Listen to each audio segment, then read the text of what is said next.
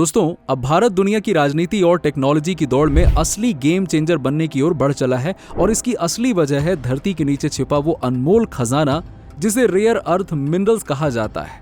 इस समय ये रेयर अर्थ मिनरल्स काफी चर्चा में है। आपको बता दूं कि रेयर अर्थ मिनरल्स वो होते हैं जो इस पूरी दुनिया में बहुत ही रेयरली यानी कि बहुत ही कम मात्रा में पाए जाते हैं। अभी तक इस खेल का बादशाह चीन था, जिसने पिछले 30 सालों में ऐसी रणनीति बनाई कि पूरी दुनिया उसकी मुट्ठी में आ गई। स्मार्टफोन, इलेक्ट्रिक गाड़ियां, fighter jet, missile, wind turbine, MRI machine, इन सब की जान है ये 17 अर्थ रेयर एलिमेंट्स। दोस्तों, वीडियो में आगे बढ़ने से पहले आप इस चैनल पर नए हैं तो चैनल को सब्सक्राइब करके बेल आइकन को जरूर दबा दीजिएगा। इससे हमें ऐसे वीडियोस आप तक लाने में हमारा मोटिवेशन बना रहता है। देखिए, चीन ने 1980 के दशक में ही भारी सब्सिडी देकर पर्यावरण नियमों को नजरअंदाज करके सस्ते में रेयर अर्थ निकालना और प्रोसेस करना शुरू कर दिया। धीरे धीरे अमेरिका, ऑस्ट्रेलिया, जापान जैसे देशों की खदानें बंद हो गईं और चीन ने पूरी की पूरी सप्लाई चेन पर ही कब्जा कर लिया। आज दुनिया का 70% से ज्यादा रेयर अर्थ मिनरल्स चीन खोदता है और 90% से ज्यादा प्रोसेसिंग भी वहीं होती है। चीन अब इस ताकत का इस्तेमाल हथियार की तरह करता है। अप्रैल 2024 में उसने हाईटेक मैग्नेट के निर्यात पर कड़े प्रतिबंध लगा दिए, जिससे कि टेस्ला, टोयोटा जैसी कंपनियों में हड़कंप मच गया। चीन ने दुनिया को साफ संदेश दे दिया है कि अगर मेरी बात नहीं मानी तो तुम्हारी टेक्नोलॉजी की सप्लाई लाइन काट दूंगा। अब यहां पे सवाल यह है कि भारत क्या कर रहा था। असल में भारत के पास भी 6.9 मिलियन मीट्रिक टन का तीसरा सबसे बड़ा रेयर अर्थ भंडार है, लेकिन अब तक हम सिर्फ कच्चा माल खोदकर बेचते थे और फिर उसी से बने प्रोडक्ट हम चीन से महंगे दामों पर खरीदते थे। यानी कि जो उसकी प्रोसेसिंग का काम होता था वो चीन में होता था। अब 2012 से 2023 के बीच भारत ने सिर्फ $55 मिलियन का रेयर अर्थ एक्सपोर्ट किया, जबकि चीन ने $763 मिलियन का। 2012 में हम अपनी जरूरत का 78% रेयर अर्थ चीन से खरीदते थे, जो 2023 में बढ़कर 97% हो गया। वजह थी हमारे पास प्रोसेसिंग और फिनिश प्रोडक्ट बनाने की तकनीक नहीं थी। चीन हमारी इसी कमजोरी का तो फायदा उठाता रहा है।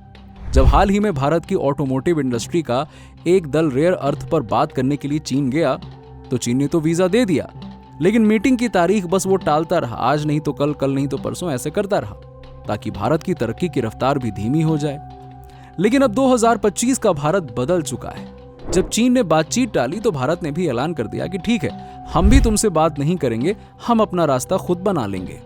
यहीं से जन्म हुआ नेशनल क्रिटिकल मिनरल मिशन यानी कि NCMM, जो कि चीन के रेयर अर्थ साम्राज्य को सीधे चुनौती देने वाला है। इस मिशन के तहत भारत सरकार ने मल्टी मिनिस्ट्री रणनीति बनाई है, जिसमें खाद्य मंत्रालय, भारी उद्योग मंत्रालय, वाणिज्य मंत्रालय और परमाणु ऊर्जा विभाग एक साथ काम कर रहे हैं। इस मास्टर प्लान के 4 मुख्य स्तंभ हैं। पहला है माइनिंग यानी कि खनन, जिसमें नए भंडार की खोज और खनन को और तेजी से किया जाएगा और प्राइवेट कंपनियों को भी इसमें शामिल किया जाएगा। दूसरा, प्रोसेसिंग और रिफाइनिंग, जिसमें देश के भीतर ही बड़ी बड़ी रिफाइनरिंग लगाई जाएंगी और 99.99% की शुद्धता तक प्रोसेसिंग होगी। यानी कि जिस काम के लिए हम चीन पर डिपेंडेंट रहते थे वो अब हम इंडिया में करना शुरू करेंगे। दूसरा, वैल्यू एडिशन और मैग्नेट निर्माण, जिसके अनुसार अब सिर्फ शुद्ध धातु नहीं बल्कि हाई परफॉर्मेंस नियोमियम, आयन, बोरॉन, मैग्नेट, इन जैसे प्रोडक्ट भी भारत में ही बनेंगे, जो कि इलेक्ट्रिक गाड़ियों और रक्षा उद्योग में सबसे ज्यादा इस्तेमाल होते हैं। चौथा, रिसर्च और विकास। सरकार IITs और दूसरे रिसर्च संस्थानों में ऐसे सेंटर खोल रही है जो रेयर अर्थ के क्षेत्र में नई तकनीक विकसित करेंगे। भारत का लक्ष्य है 2030 तक रेयर अर्थ में आत्मनिर्भर बन जाए भारत और $10 बिलियन का एक्सपोर्ट करे। इस लड़ाई में वैसे भारत अकेला नहीं है। क्वाड जैसे मंचों पर ऑस्ट्रेलिया, जापान और अमेरिका के साथ मिलकर एक भरोसेमंद सप्लाई चेन बनाई जा रही है। ऑस्ट्रेलिया के पास भी भंडार है, जापान के पास में प्रोसेसिंग टेक्नोलॉजी है और अमेरिका के पास में पूंजी और बाजार है, और भारत के पास है विशाल भंडार, स्किल्ड मैन पावर और मजबूत इच्छा शक्ति। ये चारों देश मिलकर चीन के एकाधिकार को चुनौती दे सकते हैं। इस कदम से वैश्विक राजनीति में बड़ा बदलाव आएगा। चीन की ब्लैकमेलिंग पावर कम हो जाएगी और टेक्नोलॉजी कंपनियों को सुरक्षित विकल्प मिलेगा और भारत एक हाईटेक मैन्युफैक्चरिंग हब बनकर उभरेगा। 2025 के ताजा आंकड़ों के मुताबिक भारत का डिफेंस एक्सपोर्ट 5,000 करोड़ तक पहुंच गया है, जो सिर्फ 5 साल पहले 650 करोड़ रुपए था। अब भारत अपने missile guidance system, fighter jets के रडार और इलेक्ट्रिक गाड़ियों की मोटर सब कुछ अपने देश में बनाएगा। सच ये है कि ये सफर आसान नहीं है। Processing technology, environmental balance, investment जैसी चुनौतियां सामने आती हैं। लेकिन भारत ने सबसे जरूरी कदम उठा लिया है।